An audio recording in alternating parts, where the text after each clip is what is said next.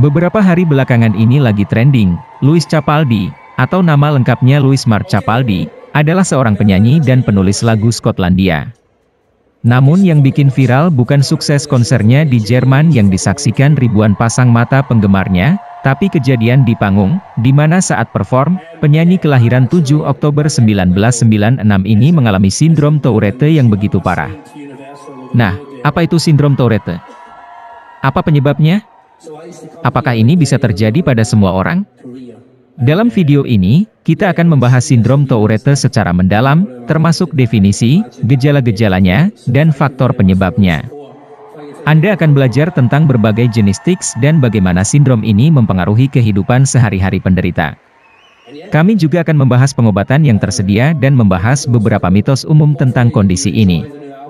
Halo, jumpa dengan saya, Sukrisna Kasnawiharja atau yang suka disapa Cak Kris.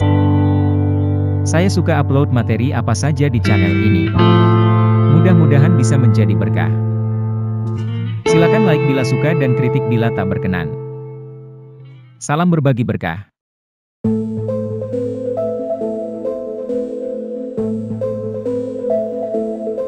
Halo teman-teman, selamat datang di channel Cak Kris.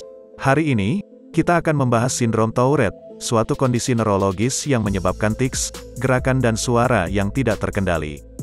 Tics adalah gerakan atau suara yang tidak disengaja, dan orang dengan sindrom Tourette mengalami tics dalam jangka waktu yang cukup lama.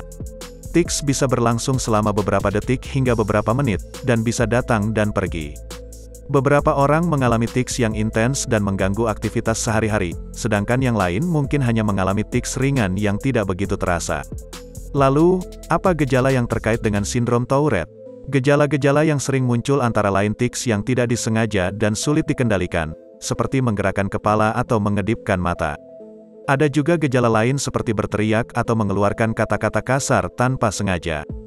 Gejala-gejala ini dapat membuat individu merasa malu dan terasingkan dari lingkungan sekitarnya.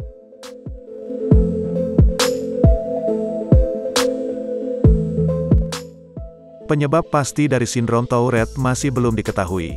Namun, para ahli percaya bahwa faktor genetik dan lingkungan dapat mempengaruhi kondisi ini.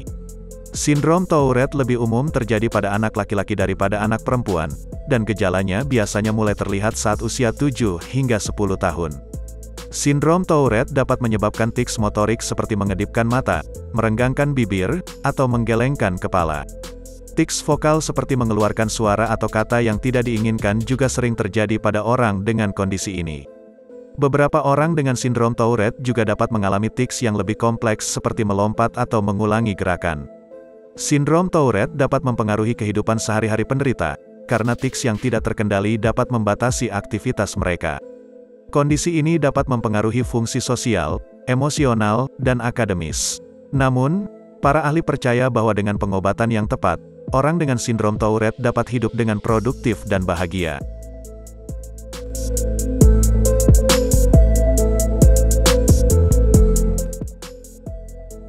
Ada beberapa pengobatan yang tersedia untuk sindrom Tourette, termasuk obat-obatan dan terapi perilaku. Terapi perilaku dapat membantu individu dengan sindrom Tourette untuk mengidentifikasi tanda-tanda tics dan belajar teknik untuk mengendalikannya. Beberapa mitos umum tentang sindrom Tourette adalah bahwa kondisi ini hanya terjadi pada anak-anak dan hanya menyebabkan tics vokal.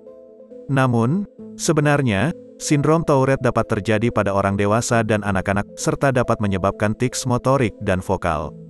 Itulah sedikit penjelasan tentang sindrom Tourette, termasuk definisi, gejala-gejalanya, faktor penyebab, dan pengobatannya.